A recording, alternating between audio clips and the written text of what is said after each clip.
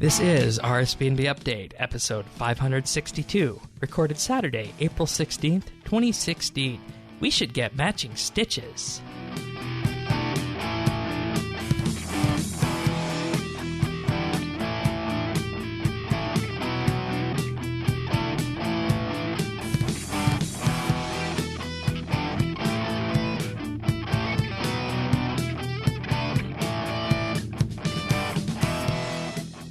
Hello, everybody, and thank you for joining us for RSBANDB Update once again. Just Dave and myself here this week. That's right. What's going on, guys?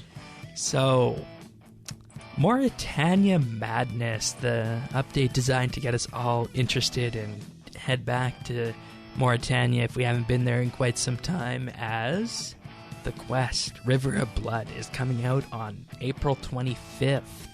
So, I use Morytania quite a bit, mainly for the farming purposes. How about you? Yep, same here.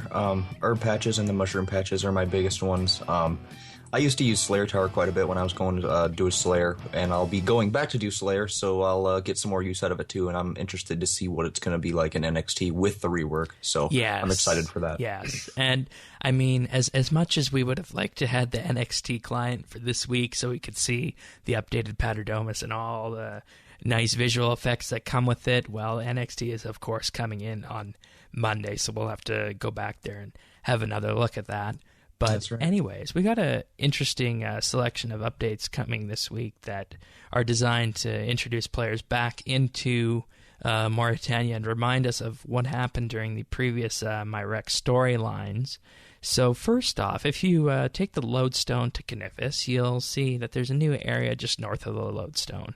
And in that circle, there will be a series of memorial plinths, and each of these appear every day after the update. So if you've been keeping up, you've had the chance to do 4 of them so far, I believe. And these represent 10 fallen MyRec statues, or heroes rather, and you build statues of them. You adorn them with a blisterwood sickle and a specific item that is reminiscent of that person, and when you do, you get a whole boatload of experience if you bless them. And yes, you can get combat experience, and Jagex does warn us about that. So it's nice they are doing that, because I know we had a bit of a discussion about that last week, whether they should be just giving it in labs or warning us. So that's good. So basically, the experiences you get are based on the experience that you would have received during that quest. And if you complete this by the end of April, you will get 10 times the amount of experience for doing all of this. So, I mean, it's a nice chunk of XP of about 100,000. So if you're looking for XP in the skills, agility, attack, constitution, construction, crafting, defense, farming, fletching, hunter, magic, mining, slayer, strength, thieving, and woodcutting. Obviously not 100k in each of those, but that'll total up to about 100k total across all those skills, so you might as well give it a go. Yep. Is it retroactive? Meaning, like, if I just started doing it today, can I still get it for? Does it reset every day and you just lose out on the previous? Does it not roll over? If you start today, you'll be able to complete it by the end of the month. There's 10 statues. So okay. As long as you start it by the 20th of April, you should be good. Okay. All right. That makes sense then. Yeah. Gotcha. And you only do it once for each statue, and then you move on. So okay. That's the way that works. And, I mean, this is just a nice way to remember all the various characters that have passed during this quest line. And, I mean, obviously, you're not going to be able to interact with the statues, but the names will probably jog your memory. So this is just a little quick thing you can do every day. Requires 2 5-kilogram granite blocks and the sickle and whatever item has been specified by Vilioff Hertz. Yes, that is his name. So, not much else to say on this aside from do this if you're very interested in the amount of XP that you get. Apparently, this will be a completionist requirement once the quest comes out. And a Master Quest requirement. Yes. Is it completionist too, or just Master Quest? I think it's just Master Quest. The completionist is the Plushies, which we'll get to in a second. Alrighty then. Well, speaking of that, let's talk about the lost toys. This is a plushie hunt. 13 plushies located all throughout Morytania, and boy, oh boy, is this one wild goose chase to look. I mean, you go everywhere, from the little mine in Meyerditch all the way to the very north wall of Draken's Castle, to just somewhere, you know, out and about in the haunted woods and at the top level of the Paterdomus. So you will go everywhere that you possibly can go in Morytania, even the Araxar cave. You don't need to go fight Araxar, but you just need to enter the cave and grab one of them there. And then after you do that, you'll get 13 plushies, and they all sound rather creepy, don't they? Yeah, just a little bit. Yeah. And I would highly recommend that you have area sounds turned on when you're doing this, because you will hear the plushie as you get close to it. I did not know that. Yeah. So it's a nice little thing to do. I like that. Just hear that. Blood Altar is another one. Blood Velds on the path of the Blood Altar. It basically just everywhere that you went for a quest, you do go for a plushie. I got a sound here of what some of them sound like. I'll just play some of them right now and just to show you how creepy they actually are. My teddy lost its head. You smell different when you're awake. You smell different when you're awake. It's time for baby buys. I hope you wake up. I hope you wake up. It's time for baby buys. I hope you wake up. Now I'm kind of glad that I didn't have sound on. That's pretty creepy, but I like it though. I got the best one coming next. My teddy lost its head. We should get matching stitches. We should get matching stitches. Oh my gosh. Oh, that's my favorite one. We should get matching stitches. Quite appropriate for the context. Yeah. So, basically what happens is after you complete all 13, you return to Lex and you find out he's not actually a child. He's actually a vampire. Oh, so surprised. Yeah. But also, you get an override, a cosmetic override that you can use, a wand in the offhand. So lots of people were saying maybe these should have actually been followers. What do you think? I think that would have been cool. That probably would have made it a little bit more rewarding. Overall, I think it's a cute little introduction and sort of revisit to the entire area before the quest. As we can all see, they've kind of strapped for content this month because they pretty much have NXT and they have the Myra Q, so they're trying to stretch it over the entire month, which is fine. But I enjoyed it. I found it kind of odd that, like I said, finding all 13 plushies is actually a completion escape requirement. For being sort of like an introduction to a thing of content, and it almost seems like an event to become a part of like permanent content is right. A little different, but it's not bad. I mean, it seriously takes you 20 minutes. Yeah. It's not that long, but I think it's cute. I think it's a fun little update. So 20 minutes if you use a guide. Exactly, which we all know that I do. So there you go. So yeah, I mean, and you can squeeze the plushie after the one that you got if you want to hear these sounds, Dave. Yeah, exactly. So I'll definitely be doing that. Let me tell you, I found it kind of funny because literally, I don't know if it was the day or 2 days before this update, I actually got completionist. So 2 days after I lost it to a bunch of stuffed toys, Wow. So that was pretty fun. But yeah, like I said, it only takes about a half an hour, so it's pretty fun. Yep. And of course, you get also keys. I'm not sure if the keys are going to have a use going forward. I think they're just the columbarium keys, like when you're burning Firewatch. Oh, okay. I think you can just use them. I haven't used mine. Okay, that's why the examine info looked familiar then. I thought maybe we might need these for a quest, but okay. That's good to know. Yep. It's good to know. Which is also kind of bringing people in, because they really did very well with this update on taking people throughout the entire area, and then basically they gave you the reward to, hey, go check out this piece as well, which is the Paterdomus. Go underneath there and you can get a reward. So I think going forward, that's going to be Jagex sort of strategy to get people to check out content. They used to do the early bird special, and they still kind of do it, like the first 2 weeks an update comes out, you get a little bit of a bonus. But as you can see with this, they're doing.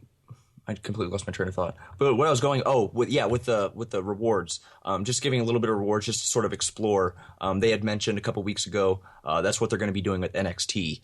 There's going to be sort of a tour of NXT. You go around, and to encourage this, they're actually going to be giving like XP lamps and stuff. So I mean, it's not going to be anything substantial, but it's still something to give everybody a kick in the butt to sort of go check it out. So I kind of like the way they're approaching that. So.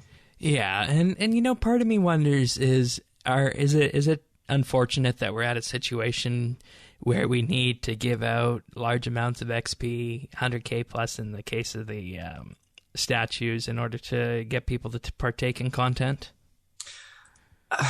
See, I don't know. Part of me thinks it's just sort of the demographic and just the entire. But when I say demographic, I'm sort of referring to just the level rather than sort of age or whatever.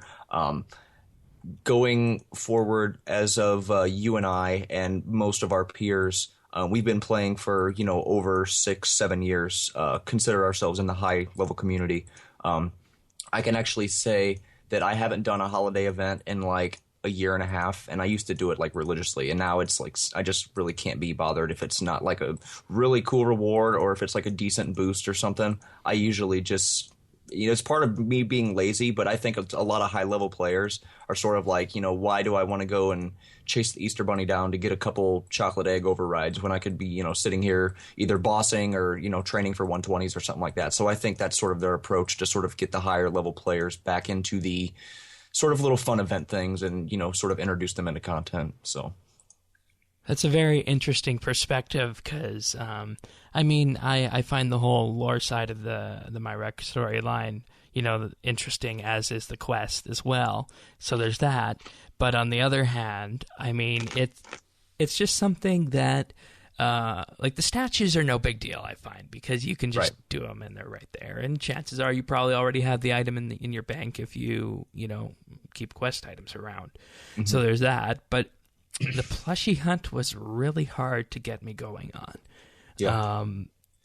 And it's something that I enjoyed doing once I started, but it's like, why am I running around looking for these plushies? It's just not going to help me out. And I guess at this point in the game, we're all kind of suffering from this kind of mentality that, we did all this mundane stuff back in the day. Why do we have to do it today? I guess that's the way to look at it. And, thinking on it now, that's probably why they made it a completionist requirement, because they knew that people wouldn't go on like a mini scavenger hunt just for, 2K magic XP and, something like that. That's probably why they made it a completionist requirement, to sort of appeal to that demographic of high-level players. Honestly, that's the only reason I did it. I would have never touched it unless it was a completionist requirement or something that was in my ultimate goal. But yeah, that's kind of the mode I'm in right now, though, is just completionist requirement, trim requirements, and stuff like that. So I think that was their approach there. So you get this when you complete it. Into your soul. The others don't love you like I do. The others don't love you like I do. And going back to what you said, I think it would have probably been in their better interest to make it a pet. Again, the higher level players seem to sort of have pet fever now. Everyone's sort of approaching the insane final bout. That's why people go bossing, is to get pets. Yep, and that's pretty much the clan that I'm in. That's mostly what it is. People just talking about, them quick chatting their kills and hitting thresholds and stuff like that. It really has become Petscape almost. So I'm surprised they didn't sort of feed into that archetype that they've sort of created for their own game. Well, I, for one, am glad that Clan Quest still focuses on the actual game itself and not necessarily just the pet hunt. Right. That's all to all you guys out there listening in Clan Quest. Good job. But, I kind of joked when this update came out. We were discussing it a little bit after it came out. Oh, there's no pet override. oh, that must be next week's Solo Months Tour promotion. Exactly. Now, what does that say? You know, you're wondering why something in-game isn't a microtransaction. That kind of to worries. be fair, it hasn't arrived yet, but... That's true. April is not over. We still have the quest week, so keep our fingers crossed or uncrossed, depending on where you stand with that. And I mean, in some ways, we just summed up every current state of the game. Everyone is focused on, you know, what they want to do, and if the value is not there, people will not do it. There needs to be a perceived value behind each update, and going along that same track, I'm happy that both these updates are actually permanent fixtures in-game. Exactly. And, you know, I think they've done fairly well to sort of keep this under control, because I feel like this sort of mentality could get out of hand really quick and only feed the fire of quote-unquote easy-scape, which is what a lot of old-school players call RS3. That's their biggest thing. It's like, oh, you can get so much XP, you can get so much XP, da-da-da-da-da. I think they're balancing it within reason to not be completely OP. But with the Easter update, prime example of trying to get high-level players in, the rewards were actually a lot of high-level invention components. And, you know, as we all know, that has been everybody has invention fever as well, trying to get components and trying to break stuff down and finding efficient ways to do it. But yeah, a lot of the components and rewards you could get if you disassembled them, it was actually worth quite a bit of money if you were to actually buy the stuff and disassemble them yourself. So going forward, I think they're definitely trying to balance out how they're bringing in everyone to these little updates that really don't have much value. So, yeah, and ultimately it's just an evolution of the game, because what is the state of RuneScape today, you know, wasn't necessarily the state of RuneScape back in 2008 or 2010. So right. as a result, Jagex just needs to continue and adapt to it. And I think that's something that MMOs have found, is that they have to live and adapt or else they die. Mm-hmm. I'm sure, like, I don't play World of Warcraft, so I don't know what its following is like today. But is there as much of a dedicated following inside World of Warcraft as you find inside RuneScape? That's something I'd like to know. Depends on what you mean by dedicated. I know that right now, I've actually looked at some stats, and the game is actually at one of the lowest points it's been since the release of Vanilla, especially after them shutting down that private server a couple weeks ago. They really, like, it peaked around Wrath of the Lich King and Cataclysm, and then that's when they started just altering parts of the game, because up until, like, Cataclysm, they were adding content to the game. They were supplementing, they were, you know, adding more features. You know, they were improving the game, they were evolving the game, just as most MMOs do. With Cataclysm and then everything after that, they started dumbing stuff down. They started watering it down. Everything was easy. You could start buying character boosts. It was just, and that's when their numbers started falling. And, you know, looking at the numbers, I really don't think it is as much of a loyal following as RS.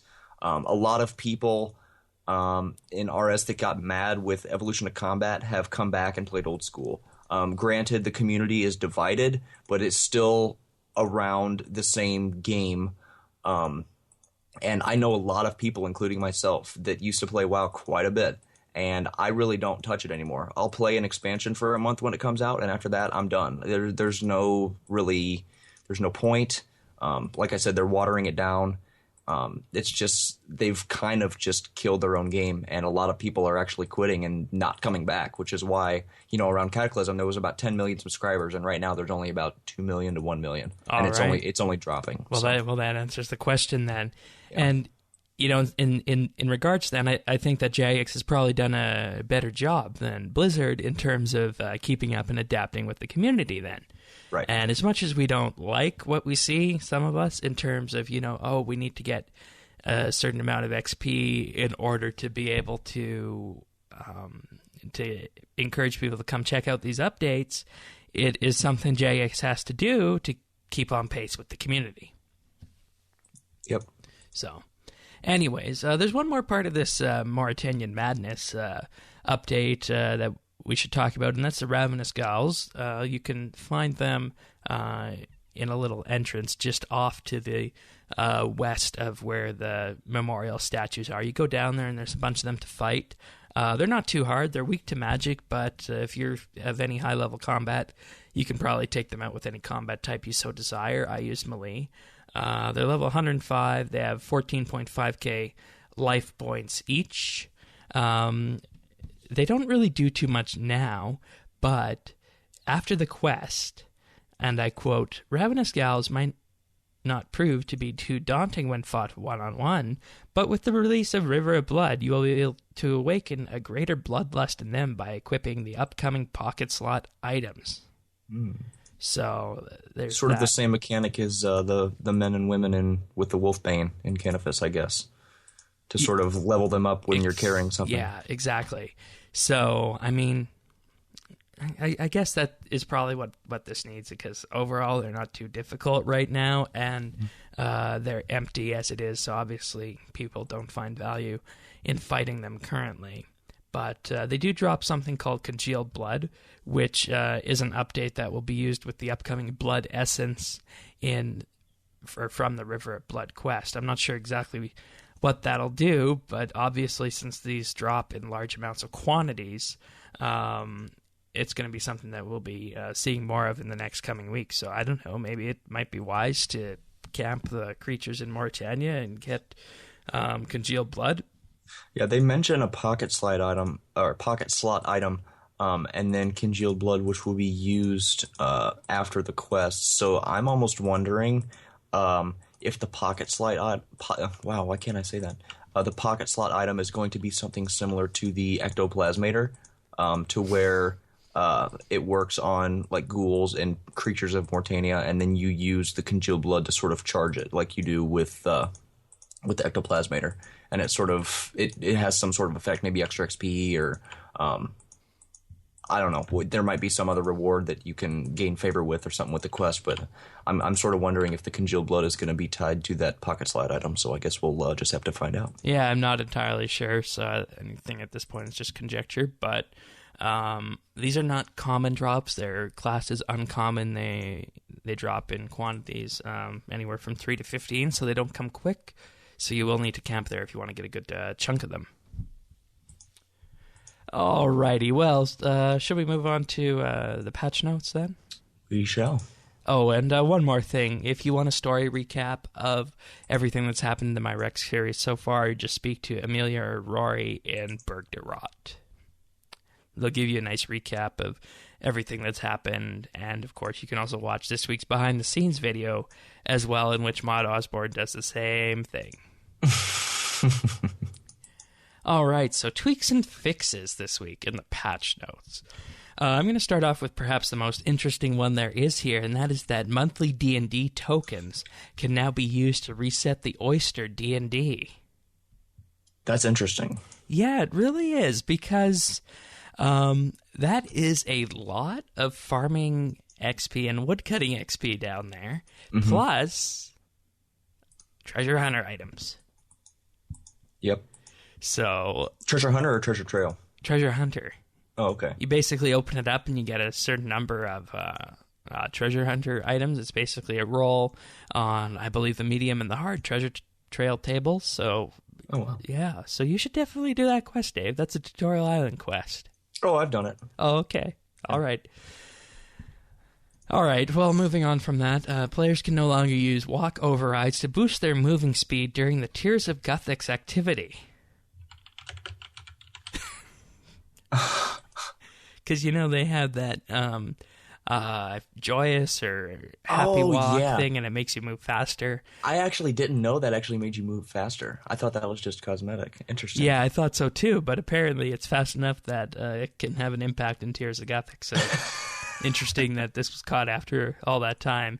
And, I bet the people who were using these overrides did not report this as a bug. Because, oh, absolutely not. Because if you're going to use something like this, I think the vast majority of the RS community would not report something like this as a bug. And I find it interesting that this probably would have still been under the radar if it wasn't for Fist of Guthix being in the spotlight a couple days ago, actually. Oh, why Fist of Guthix? Or, I'm sorry, Tears of Guthix. Oh, never mind. I'm thinking of the wrong thing. Okay. Nope, never mind. All right. Yeah, they on. both have of Guthix in there. One Guthix. involves a fist and one is Tears. Yep, gotcha. Okay. The kill count multiplier is now cleared when logging out or leaving the heart. Okay, I was wondering about that when I first went to check it out because the multiplier remained. All bridges now appear on the world map in the heart, so that's good, so you can click easier. Hellweir's Cywir alphas no longer fail to spawn. I heard some issues about that, so that's good that has been fixed. Yep. Scrimshaws will now degrade by 10% instead of 20% if unprotected when reclaiming from death. That's good. Nice. Yeah, I think that anytime you die or you decide to, go the gravestone route rather than paying death, I think that the degrade mechanics are a little bit too harsh, so it was nice to see this one fixed. This is a nice little buff or fix, but it's not like out of control, so that's good. Yeah. And I mean, one should even question if a Scrimshaw should be degrading at all if you're reclaiming it from death. Right. Because nothing else degrades when you reclaim from death, you just pay. So maybe assign some kind of arbitrary value to the Scrimshaws, and that would help. Mm-hmm. Increase the cooldown between potential active effects of the Bandos God Book, which is Bandos Book of War. So they increased the cooldown. We do not know what the cooldown was prior to this. But they also reduced the cooldown between potential active effects of the other 5 God Books when they're triggered. So I don't know what the limitation on how often that could happen, but the other ones have been lessened and the Bandos one has been increased. But what I can tell you is that they did increase the chance of all 6 God Books active effects triggering when off cooldown. It used to be 5%, so if I was to make a sane guess, I would say probably somewhere around 10 now, maybe. I think that's safe to say. Which is good. I mean, that's 1 in 10, so, I mean, it's not nearly as bad as some other effects. I think that the ring from player-owned ports is somewhere around 2 or 3%, which is relatively remote.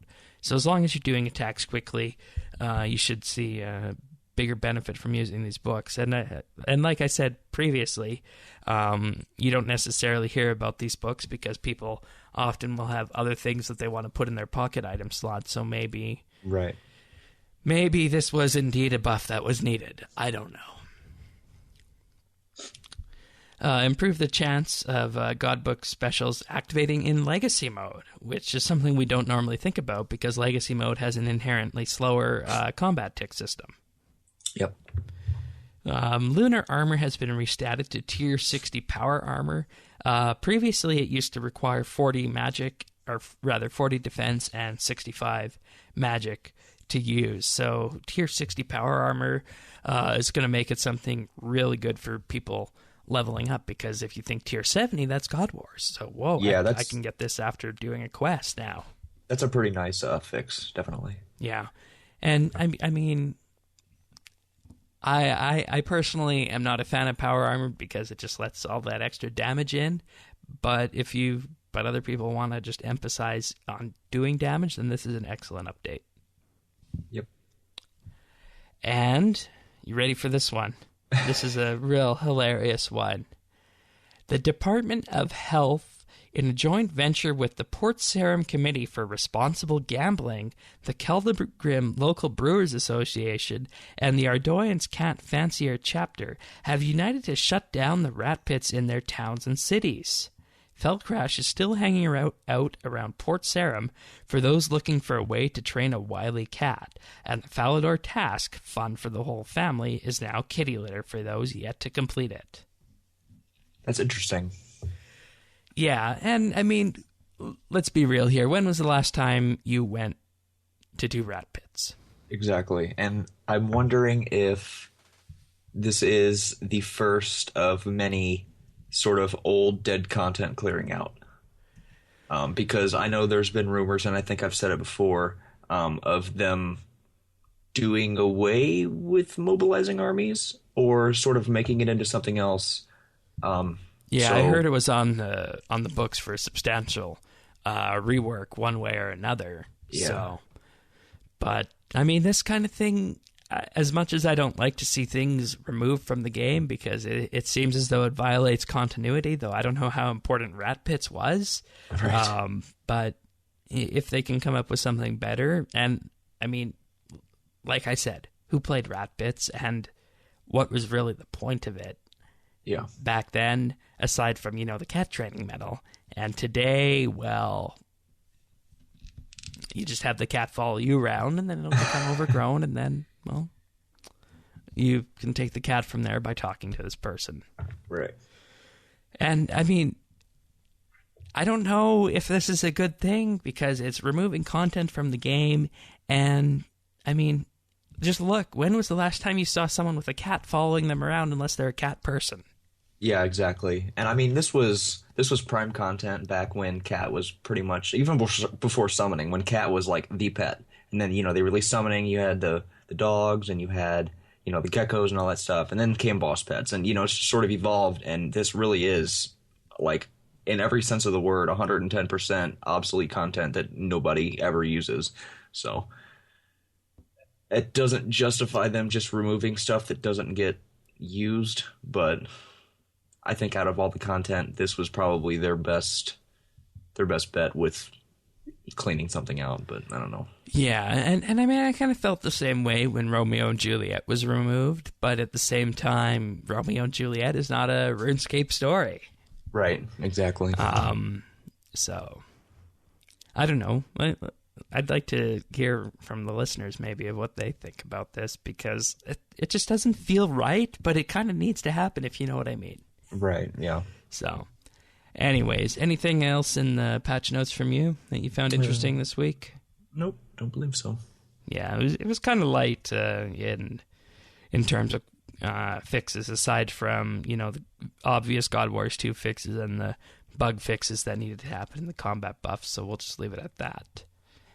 But there is something that you can purchase this week that is not a Solo on Store promotion, and that is a real-life Pack Yak plushie.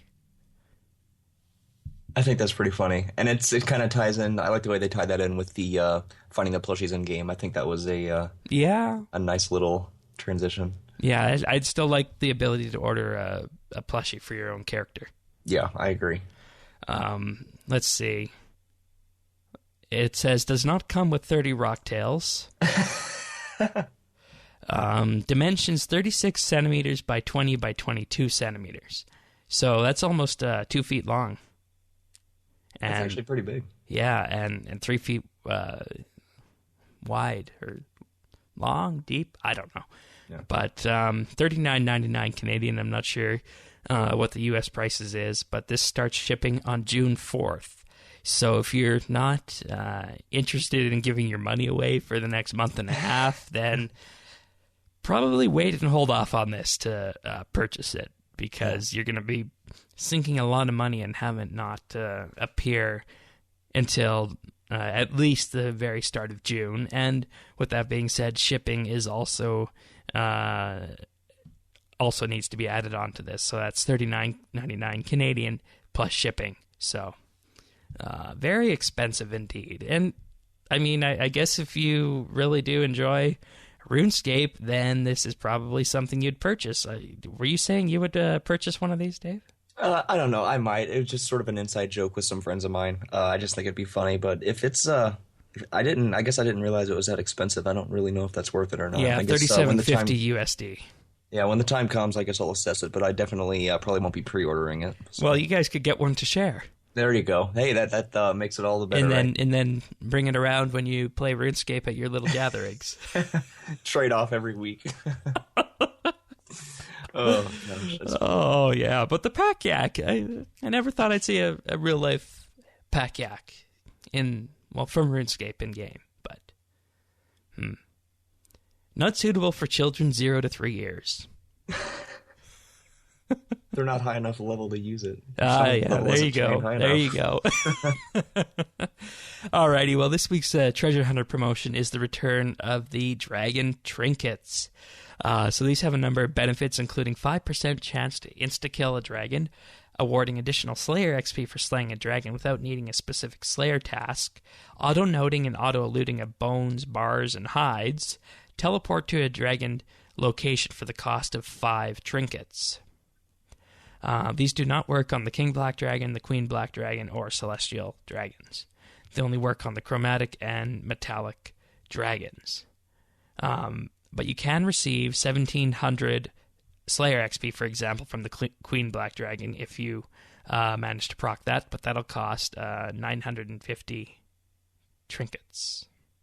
That's quite a bit for only 1,700. Yeah.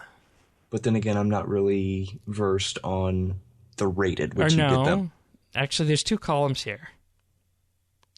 Maybe it's 15, but because there's 2 trinket columns, I'm not entirely sure how that works.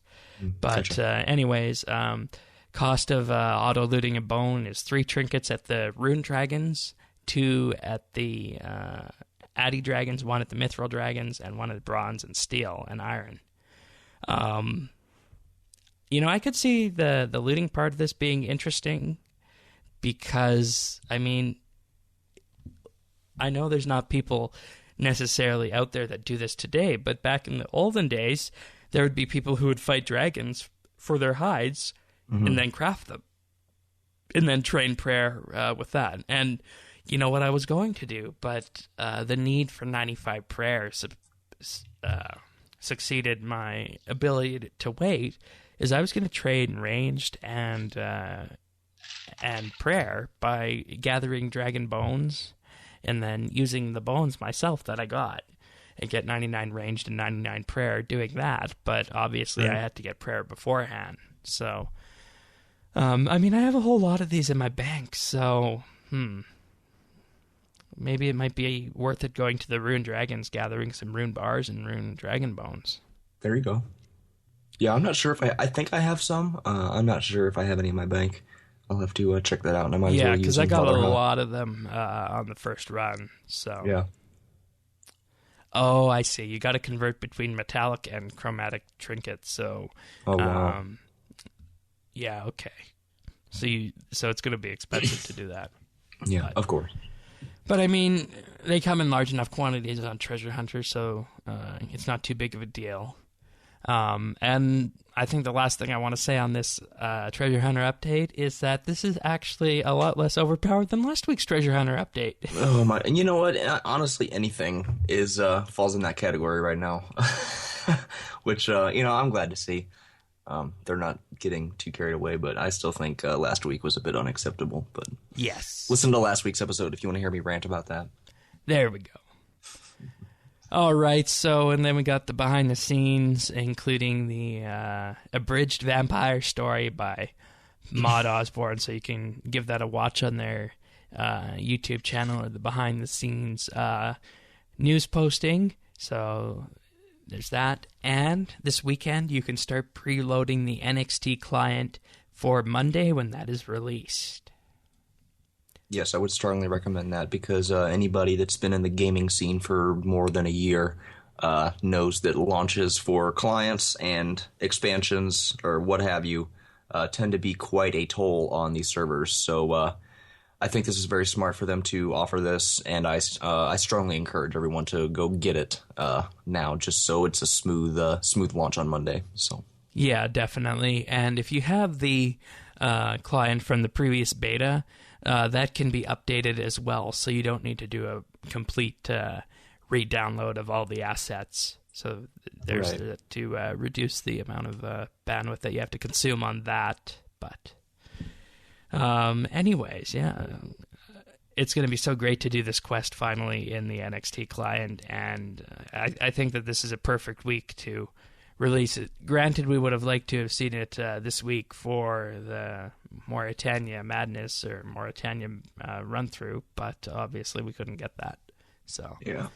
Because if you just look at some of the videos that are in this behind-the-scenes video, it's like, I feel so constrained with all the fog and whatnot. It's kind of hard to move through the area and immerse myself fully without the NXT client. So I'll be able to move beyond that and have a superb experience for when the Quest finally is released. Alrighty, so I believe that's it for RS content this week, or RS news. Anything else before we move on to the questions? I think that should be it. All right. Well, we have an audio question this week from the RR Man, addressed specifically to Dave once again, so I will give that a play right now. Dear Dave, hello. I am the RR Man. I'm here to formally apologize for a mistake I've made many years ago. I'm sorry that I took the beautiful intro you created and plagiarized the shit out of it, as the kids would say. I am deeply, deeply appalled at my actions, but rest assured, I'll unfortunately probably make this mistake again. Now, if you accept my apology, I would like to ask you a question. I hear you're an architect, so building on that, can I ask, do you like the construction skill? Does it measure up after all these years? If you were Jagex and you were to draw up some new updates for this, what ideas would you have? How would you pencil them in? Peace out. I think what he did there, build, measure, Yeah, there was up, quite a few pencil little them in. undertones in there. It's I definitely picked up on those, so I can appreciate that. That's awesome. Very creative. First of all, to be fair, I honestly didn't know you did it, so you probably could have got away with it with the whole plagiarizing. It is all good, though. I formally accept your apology. No worries. I'm actually flattered that you want to use it, but you have my formal permission now to keep plagiarizing the shit out of it. So anyway, moving forward, do I like the construction skill? Absolutely. Probably in my top 3, and I know I say that about like 6 different skills, but you know, I love the skill. Is it up to par? Not even remotely. The skill has not been touched hardly since 2006 when it was released. We got the aquarium last year. Got the aquarium, and I think we got a couple other Menagerie. Yep. Granted, those were just like extra little rooms. I don't really consider that much of an update, since the menagerie, literally all it had to do with construction was to have a requirement, and then you put your pets in it. Same with, pardon me. Same with the aquarium. You built the thing with the construction requirement, and then you spend 50 hours fishing to fill it up. Definitely not up to par. It needs a rework. More so, in my opinion, than mining and smithing. Mining and smithing have seen updates. We have the Artisan's Workshop. That really wasn't much of a rework, but it sort of refreshed the skill. In my opinion, there really hasn't been any sort of refreshing element to construction. Even the graphics are pretty much the exact same as they've been since release. Oh yeah, you turn your graphics all the way down to min, and you got 2006 style RuneScape. Exactly. So I mean, construction has not seen much love at all. It could use some big time improvements. And moving forward with that, what would I draw up? Some suggestions. It's really hard to say, which is probably why this hasn't seen a rework or sort of being considered for a rework by Jagex, because it is quite a difficult thing to sort of develop content for. I guess just off the bat, I would add a lot more rooms. I would overhaul the graphics, sort of add more tiers to additional hotspots. You got like Demonic Throne, obviously doesn't serve too much purpose, but I don't think it's that high of a requirement. Like, all the high-level requirements for each room really aren't high level. It's usually like in the 70s or 80s. Very rarely do we see any sort of 90 to 99 sort of requirements that are actually useful. I would add a lot more hotspots. And, it would be nice to sort of lay out your rooms in the way that you can lay out your aquarium, rather than having, okay, you can only put a chair right here, or you can only put a fireplace, right here.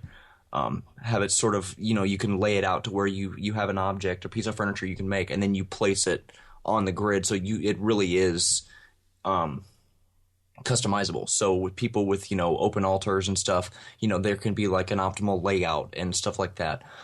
As well, I think that each room should not have a predetermined amount of doors that you can access with.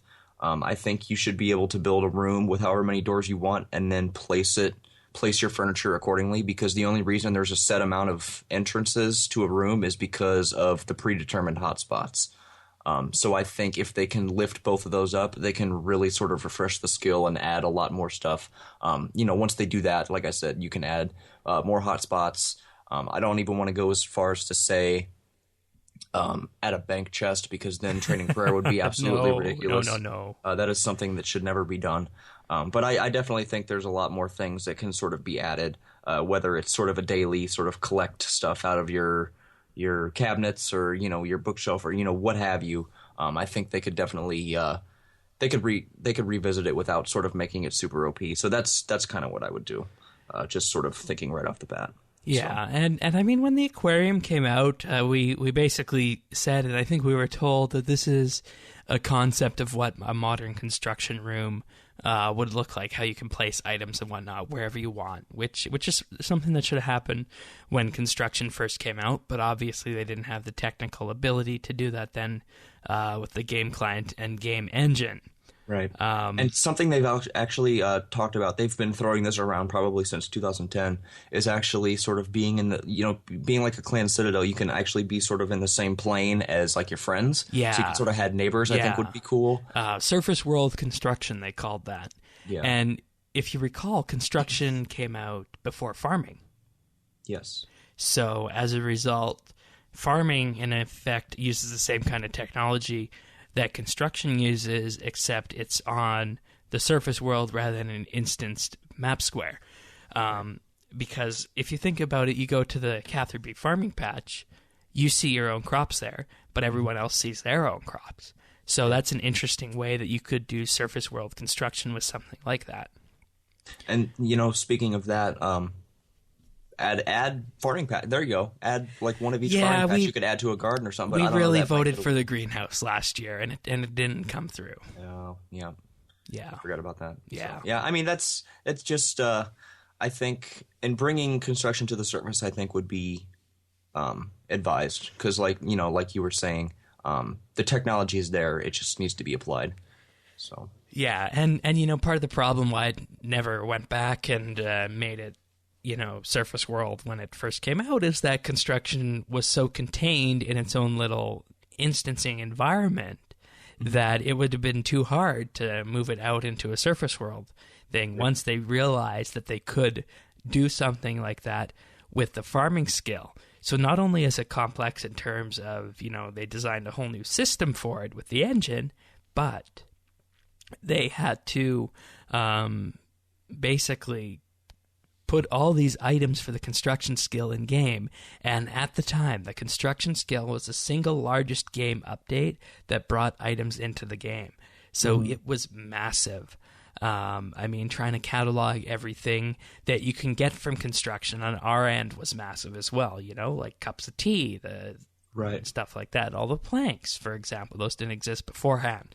So that was that. And then plus you had all the things you could make and get experience with in construction. Flat packs and all that. Yeah. So truly a massive skill. And I think that's why we didn't have any update to it, is because it was so huge that it was just a very hard thing to change without reworking the entire skill, which, at this point, they said they're not going to do. They're just going to focus on surface world construction, maybe add a room here and there, which is kind of unfortunate because the whole construction system feels clunky. So yeah, definitely. But it is what it is, and we could have chose that on the poll at the tail end of last year, but mining and smithing rework won out for 2016, so maybe 2017, perhaps. We can only hope. Yeah, indeed. Alrighty, thank you, Mr. RR Man. Good questions. This next one is from Trekkie. If you were to create a new quest/mini quest where you get to pick 5 NPCs from around the RS, knowing full well 3 of them shall die heroic death, who would they be, and what is the quest like, and how did they die? Oh boy, 5 NPCs. Whew. All right, so let's just name off a few here. Wise Old Man, Hans from Lumbridge, Certifi from the White Knights. There's 3, and then let's just go with let's just go with people from various cities. Let's just go let's just go with I'm having trouble picking NPCs that I would send on a quest, which is unfortunate. Okay, so we got Certifi, Hans, and the Wise Old Man. Okay, I'm just gonna take the easy way out on this and say the signature heroes plus the Wise Old Man. How does that sound? There you go. Fair enough. So the quest would have to be a quest after Sliskay's endgame, and it would involve dealing with the Elder God threat that we could ultimately be running up against at some point in the future. So there's that. Now, how did they die?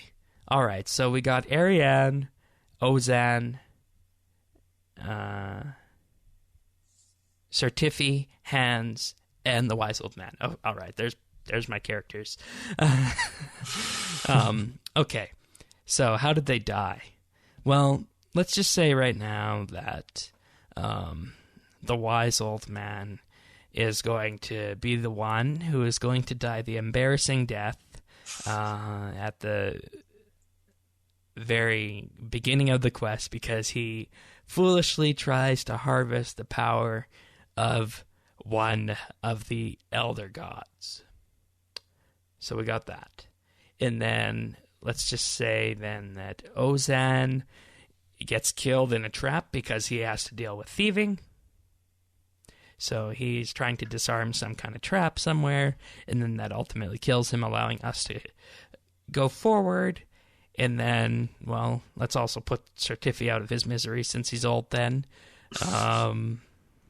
He dies in the final battle against one of the things that one of the Elder Gods summons up. And there you go. That's the storyline in a nutshell, and I fully don't expect any of these storylines to ultimately appear in game, but I think it'd be interesting to see some of the core characters of the game unite around the Elder God threat once this problem is dealt with. And maybe, who knows, maybe it could even be Zaros trying to deal with Zaros, because we know he wants to ascend to be an Elder God. So I'll have to go with that. And Trekkie, I read this, but I'll save this after we see what Dave's answer is. But you saw what I did with the Wise Old Man, I assume. So, Dave, do you have any that you would pick, and what would you do to them? Well, as you all know, I'm not Mr. Lore. But just sort of quickly, just to touch base with the quest that's actually the freshest in my mind. I actually think it would be kind of cool to have a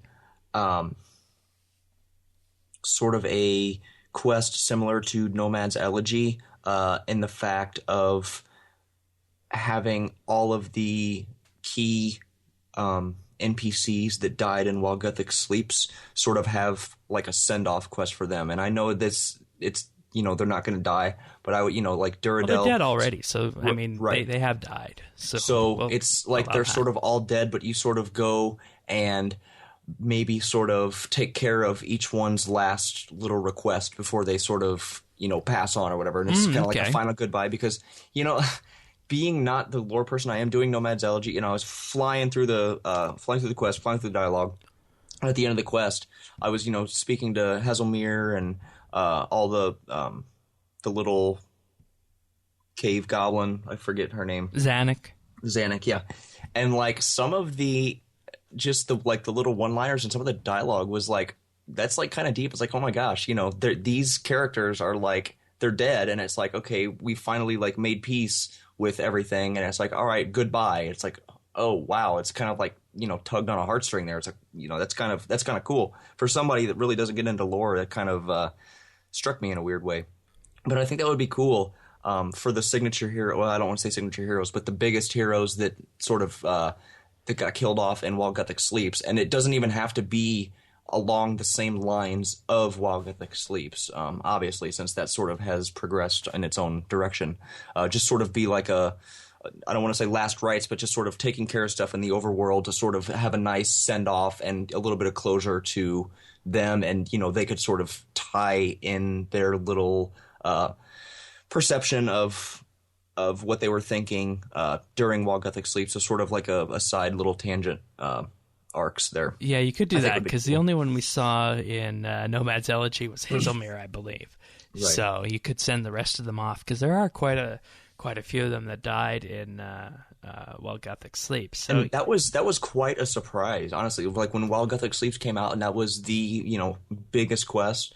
Like when I found out what happened, I was like, oh my gosh, like they killed off a Slayer Master. Like that was like, holy cow, that was like a big deal. So like sort of tying that stuff up when they're like taking major characters out of the game, I think there's definitely some storytelling potential there that they could really capitalize on.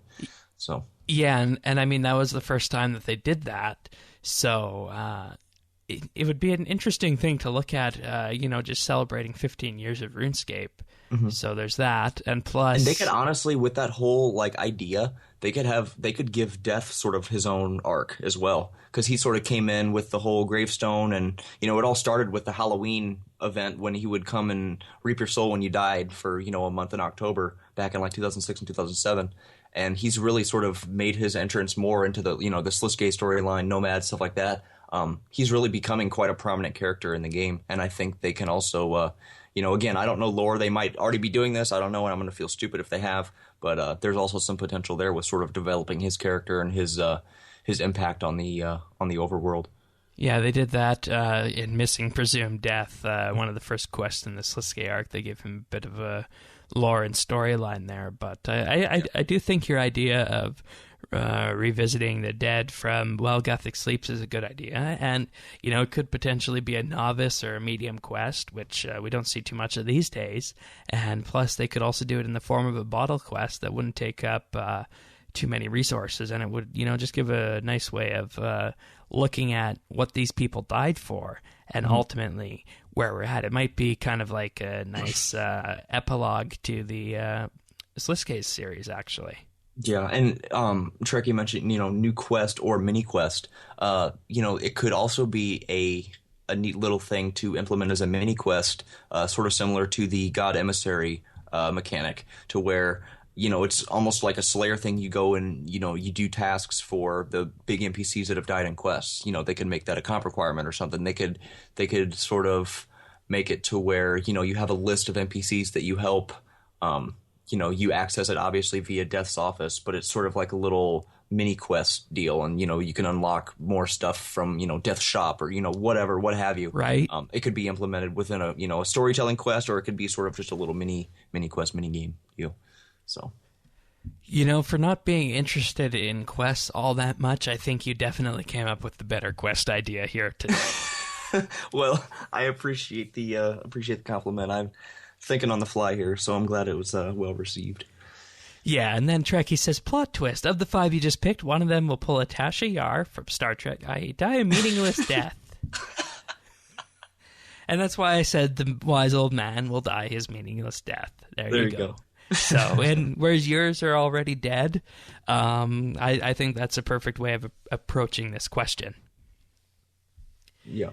So we'll just leave it at that. Thank you, Trekkie, for that question, and 2 different ways of answering it, and 2 different kinds of quests, so that's what we like to hear.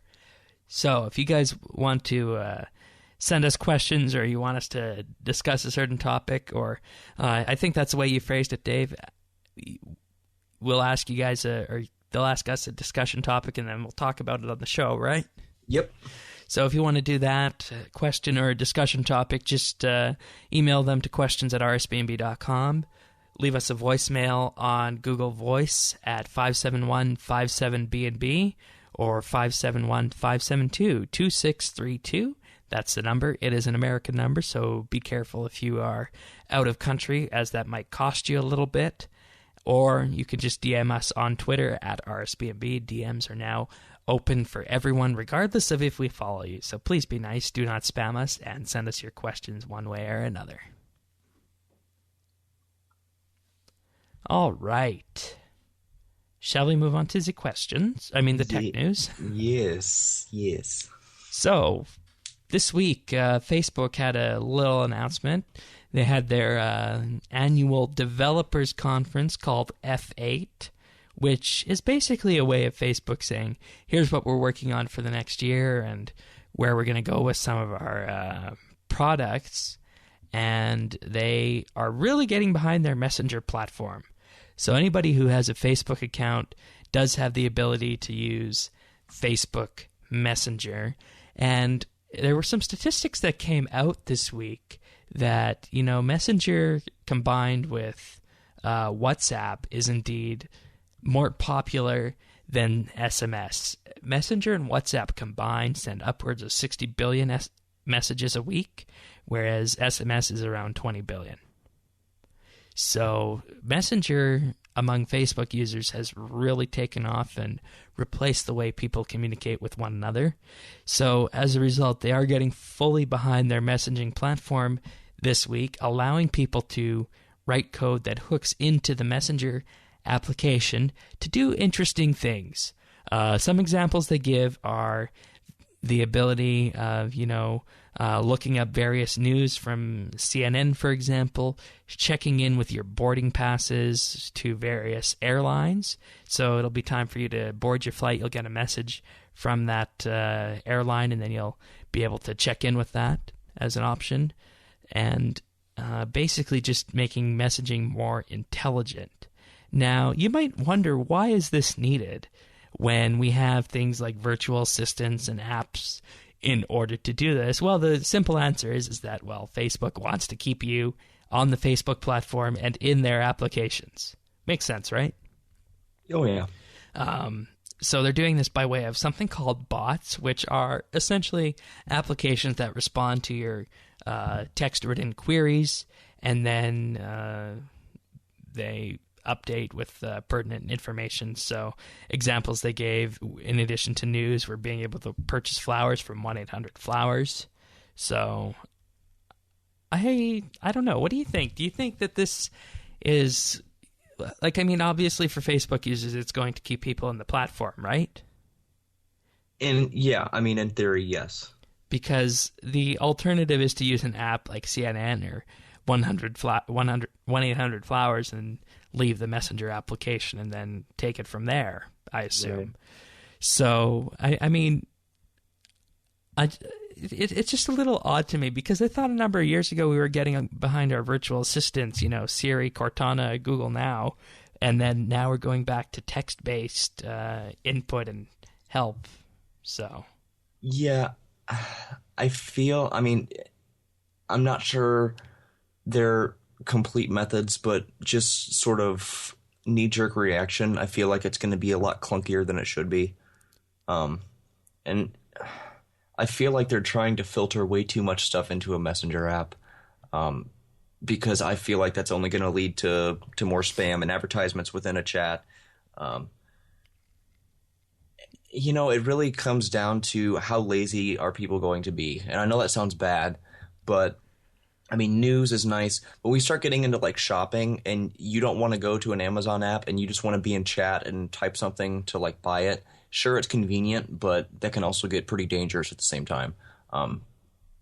Aside from that, like I said, I don't really see how this can be implemented to be as smooth as it should be. Again, like you said, we've made quite a leap with the voice assistant. I feel it kind of retroactive or counterproductive is what I'm looking for. Yeah.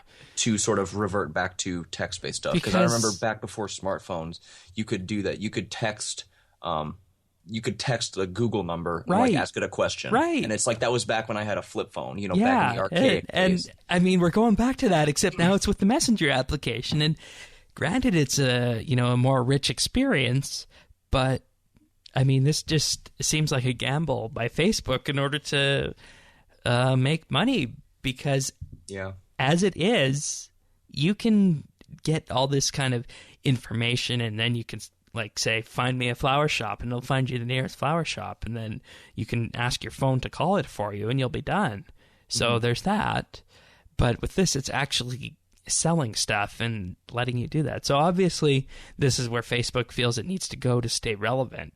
And then tailor these to all the likes that people have been curating around you for the however many years you've been using the website. So. Yeah, and I mean, you know, just again thinking on the fly here, it's sort of reminding me generally about television. Everybody had television, and then they started bringing the smart TV to where your television was pretty much a computer. You know, thinking of SMS and messaging as a TV, now they're wanting to bring all these apps to be nested within this app. You know, it could go either way. With Facebook being as big as they are and as many people that are using the platform, I feel they are definitely established enough to sort of take some liberty in trying things out. I'll be interested to see how it works. I can't really say that I'll be using the heck out of it. I still SMS for most of my messaging. There's a few people that I strictly use Facebook for different reasons. But I don't know. I personally don't see it taking off. But then again, I still don't really see a point in smart TVs. I think, you know, they have their uses. I'll just maybe say that. we're in the wrong audience camp, because I don't see use for smart TVs either. I mean, there's an Xbox One and an Apple TV to satisfy the functions of a smart TV. So, exactly. But anyways, I mean, I don't have this application, so I don't know if you have Facebook Messenger on your phone. Yeah, I do. Yep. If you go to the part where you add a new contact, do you see a bots section? Let me check. And while you're doing that, I'll just say that while people have wanted to test out these bots this week, it hasn't gone swimmingly. There have been people having problems understanding exactly what the bot wanted. So, for example, one said, "What's the weather in Houston this weekend?" And it said, "The weather in Houston, Texas is 77 degrees Fahrenheit and mostly cloudy." Then the actual person replies, "No, this weekend." Then, get this, the bot says, "To do, match weekend forecast requests." So the bot just completely lost it there. It didn't miss the part that it wanted on the weekend. So obviously still some early teething issues with this. Yeah, I'm not seeing anything with the bots, but I might not have the completely updated version. But yeah, I mean, I don't know. I don't see it going too far, but they've proved me wrong before. So yeah, and if anything, I've learned Facebook users are sheep. So that is correct. Sorry, anyone out there who uses that, but that is the vast majority of people who use Facebook. Which is why I think, like I said, you know, they're so established. Even if it sort of does flop, it's not going to flop because they're just going to use it anyway because they're so used to it. I mean, ultimately, it's just another way for Facebook to make money. That's what it comes down to. Exactly. It's, you know, they say it's to stay relevant, but I really don't think bringing apps into an SMS environment is their biggest or their wisest choice to stay relevant. They could add a lot more interaction socially rather than commercially. So, I mean, that's just my opinion. I mean, first you got to understand the language, and then after that you have to be able to put that natural language into action. And as the second link in the show notes shows, they don't exactly have this stuff nailed early on. So yeah, another one, basically failures to order flowers with this. So I mean, it's just some issues. Yeah. So and then someone said, "I don't like those," to a CNN bot referring to news. Then the CNN bot replies, "Try again. Use a few words to tell me what you want to know more about. For example, you could type headlines, Rio Olympics, or politics." And honestly, in the time it takes you to type that, you could just Siri or, you know, Google, you know, it's so much quicker. It's Indeed. just, yeah, I'm not seeing it. So anyway. Alrighty, well, inside the U.S. this past week, there was something unveiled in Congress called the Compliance with Court Orders Act of 2016, which is basically an act by the U.S. Congress in an attempt to force technology companies to respond effectively to government requests to open up a device should there be some reason that law enforcement needs to get in. Obviously, there would be due process following all of this, but the question and the pushback coming from the technical side of people has always been, and probably will always be, that we cannot put a simple way of breaking encryption into our software, our hardware, without having the bad guys able to have a chance of breaking into it as well. So the question should be for these companies, in my opinion, how can we ultimately decide that we want to comply with the government and allow the ability to read encrypted transmission without necessarily giving in to the bad guys and making the bad guys' jobs easier. And that's ultimately what this is going to come down to going forward. And at this point, trying to force a law like this, if it's not, led by a good consensus between government and the tech sector, it's not going to work. And that's what's happening with this one. And the president has already signaled that he won't be signing this. This is actually one of the few times that I agree with President Obama, but we'll save this for another day. I think there needs to be a bit of a cooling down period after this latest FBI case. Yeah, I was going to say, I feel like this is mostly stemmed from the whole San Bernardino thing with Apple. Yeah, and then, let Apple and Google and Microsoft work together and see if there's a way that they can accommodate the wills of law enforcement without necessarily compromising encryption, though it would be pretty hard to do. Right. Because, at the highest level, you would need to ensure that Apple, Google, and Microsoft have a secure place where they can store this decryption key and that no one will be able to get it without the official warrant behind it. Because, you could have a rogue employee get it and out it goes, and then they'd have to basically ship another update to the device that would change the keys and whatnot, and then you'd have old keys that are out, and it just becomes a whole messy quagmire that, just would end up being muddier than the situation that we have now. So, right. I don't know. Something does need to happen on this because we're in 2016 and technology, crime, and encryption are not going away. So there needs to be some agreement between the three as a way of having an equitable solution. So, I don't know. But this was tabled today, or rather this past week, and it's unlikely to pass going forward. So there will have to obviously be another attempt at some point in the future. So I thought we would just inform everyone of this, given the fact that we did cover extensively the whole Apple FBI battle with this. So yeah, and it's something that needs to happen because it's like saying, "Oh, I have this huge, strong lock on my house. Why shouldn't I be able to prevent people from entering my house without a warrant?" Right? Mm-hmm. So that is the equivalent of what we need here, and the ability to have it done in a technologically sound way. Right.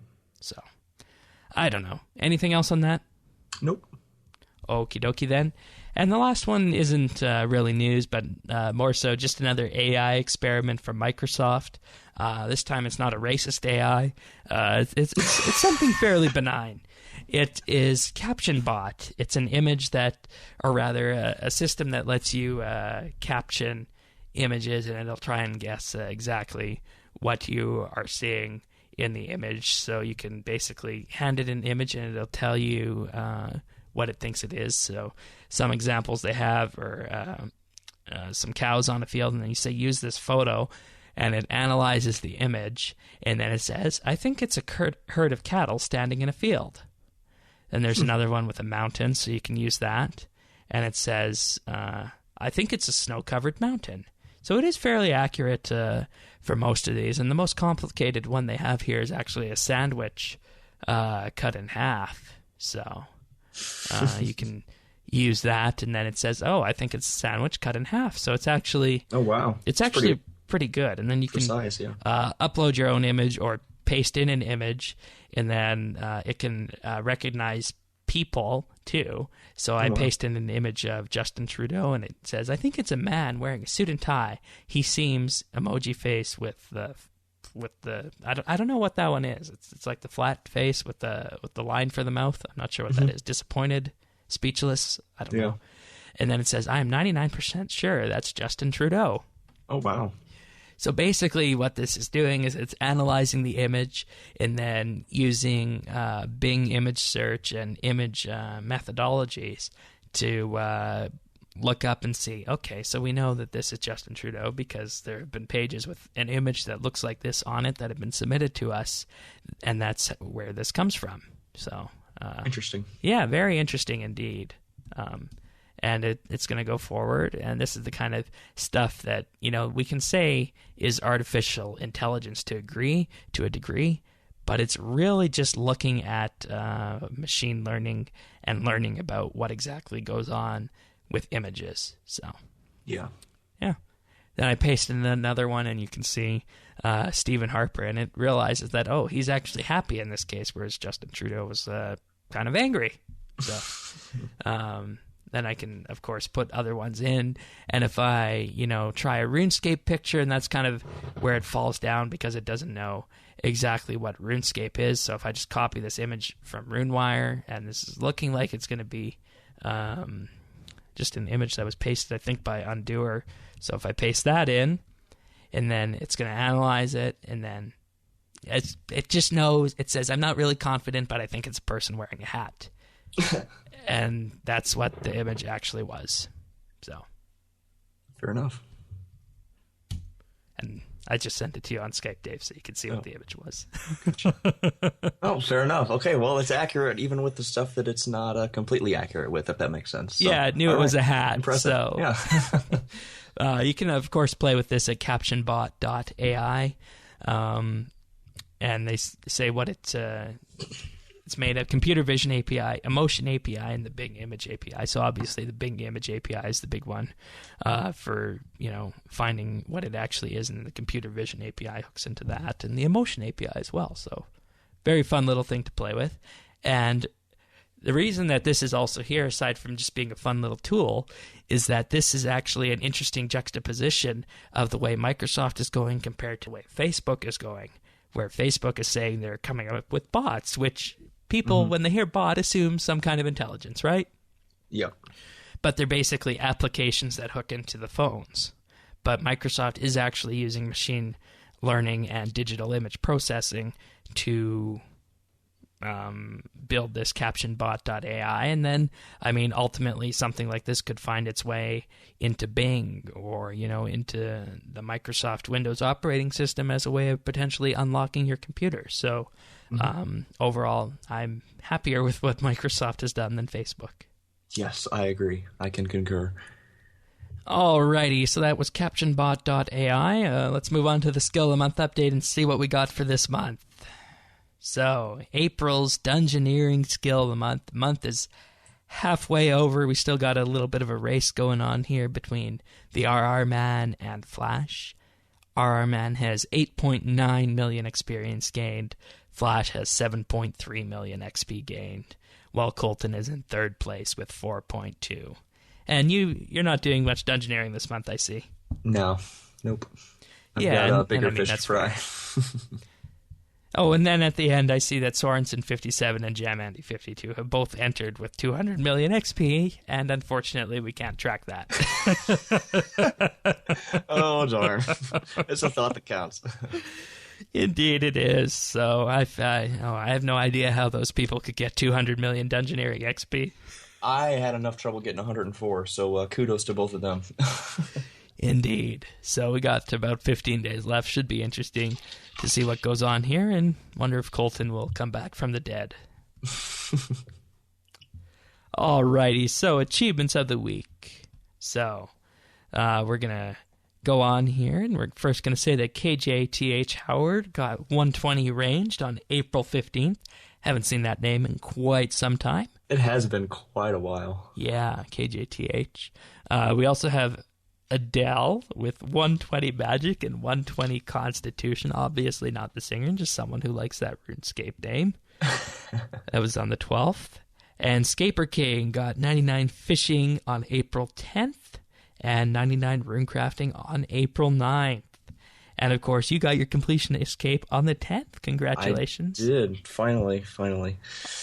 Oh, it feels good. So now, lo and behold, unfortunately, I'm starting to chip away at the trim requirements. Oh, what about the Master Questcape? That's going to be whenever I get fed up with trim. I'm probably going to rotate if I feel like it. But right now, the biggest thing on the radar is getting my weekly Strange Rocks. So, oh, right. And then everything else filters into that. I see. So. All right. And, of course, if you want to submit us an achievement other than, just the numerical achievements, which we gather by the high scores, a Completionist Cape or a Master Quest Cape, or heck, maybe even a RuneScape birthday, DM us on Twitter at RSBANDB or email us at the questions@rsbnb.com, and we'll filter that all into the podcast somehow, some way. All right.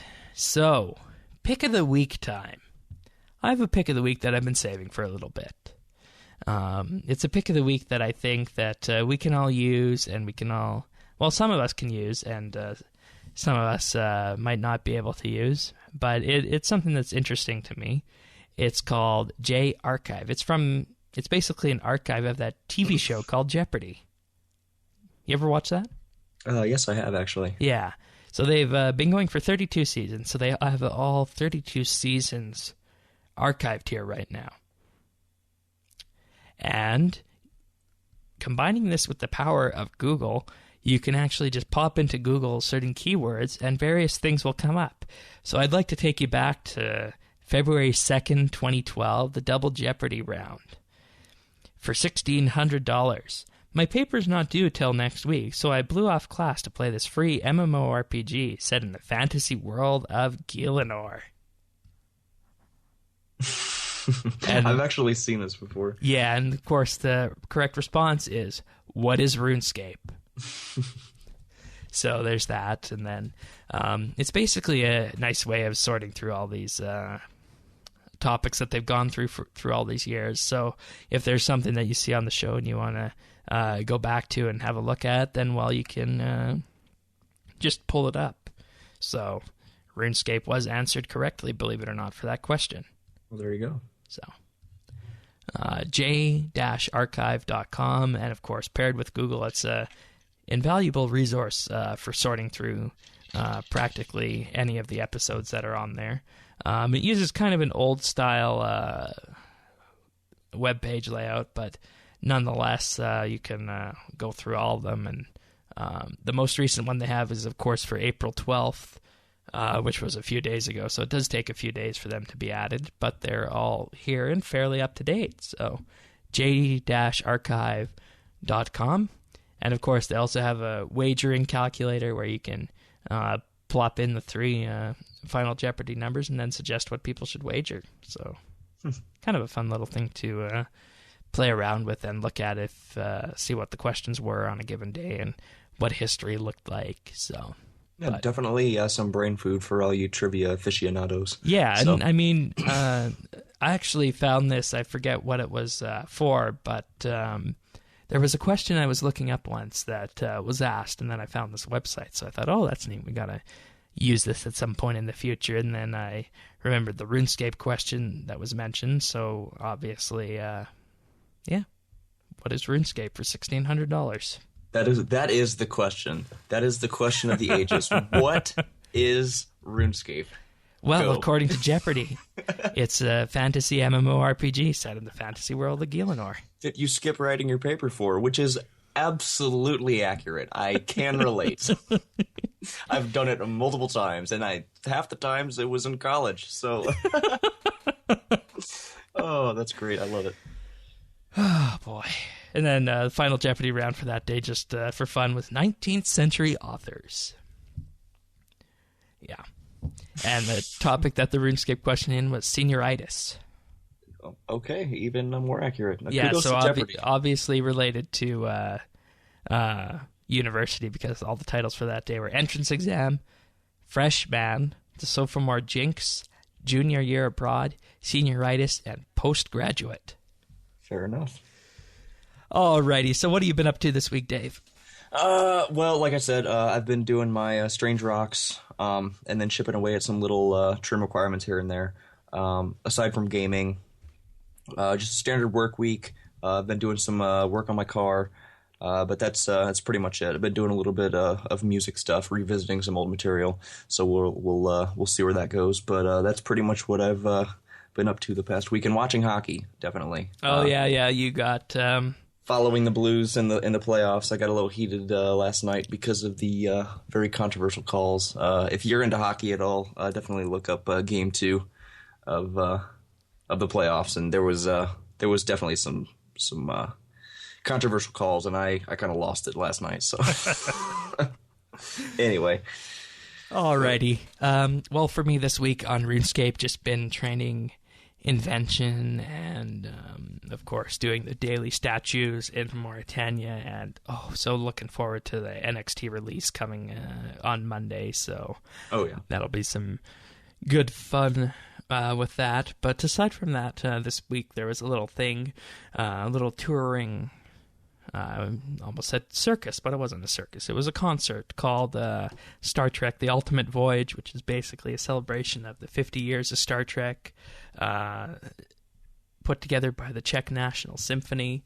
And you have a grouping of clips from all the Star Trek episodes and Star Trek movies put to the music from the show, and it was all around a good experience. So 50 years of Star Trek coming in this September, I believe, so it's going to be a big event for that. it's quite a milestone. Yes, it is. And I mean, it's just so much more in depth than that other science fiction one from the 70s called Star Wars. You know, it's just so much more in depth and so much more thought and you know, stuff to it. So, anyways, but I believe that's it for this episode of RSBANDB Update. We'll be back next week discussing all the NXT goodness that there is, and should be a fun week. So, anything else before we go? I think that should wrap it up. All right. Well, thank you for sharing your time with us, everyone, and we will see you all next week. See ya.